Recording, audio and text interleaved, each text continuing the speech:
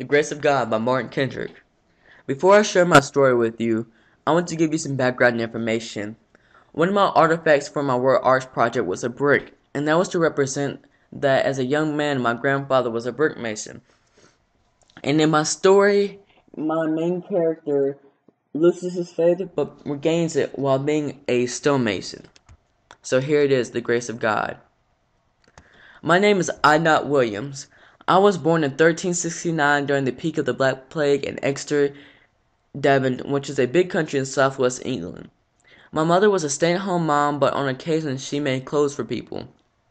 My father was a stonemason. Unfortunately, a few years after I was born, I lost my father to this horrible and unforgiving disease, the Black Plague. My parents were big supporters of the church, but after my father's death, my mother and I gave up on faith. A lot of people gave up on faith in Europe during this time period. People want to believe in the known. As I grew up, I grew further and further away from the church. Being away from the church was completely fine with me. As I got into my early teens, my mother started to get sick, and I had to start pulling my weight in the house. I started cleaning more, and I was an apprentice for a blacksmith. As I got older, the political system changed into a feudalistic society. This system only helped the upper class. My country was outraged by this, but since I was determined to help my sick mother with household responsibilities, the feudalistic society didn't matter to me. Taking good care of my mother is one of the few conversations I remember my father having with me before his death. For the next several years, I worked various jobs. I worked as a merchant, stonemason, and even learned how to make clothes.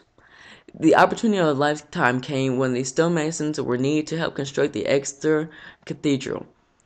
Even though my mother and I were middle class people, we still needed extra money. The money I made paid for food and medical treatments for my mother. It is ironic to me that out of all people, I was working on building a cathedral. At first, I wasn't going to take the job just because it was going to be building a cathedral and I had lost my faith in religion. But after much thought, I said to myself, I wasn't going to get caught up in religion. The first couple of weeks were fine. All I did was lay bricks.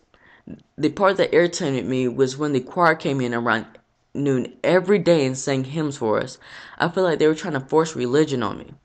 After a couple of days, it didn't matter to me what the choir did or sang anymore because I knew that I was going to do whatever I wanted to do. After a couple months passed, it seemed as if the cathedral hadn't gotten any larger. And the members of the cathedral thought the builders needed religious healing, so the members brought in the priest and he gave us sermons every day. At first I was mad, but then he gave a sermon about believing in the Lord when no one else does. Much to my surprise, I realized while working how much I actually enjoy these sermons. I went to talk to the priest after my shift. He told me that he knew people were doubting faith, especially the younger generation. I told him that my eyes had been open after one of his sermons. I want to hear more of the religious word and teach it as well. Maybe I have found my calling. I quit my job as a builder, but I wasn't far from the cathedral. I served as an apprentice for priesthood for 1 year. After the year I was ordained by the bishop as a priest, I had found my true calling. I went around different parts of England speaking the word and trying to get people of Europe to start believing in religion again.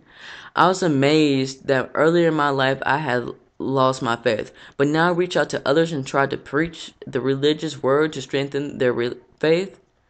I was on my way back to Exeter when an elderly man came up to me and told me I had changed his life.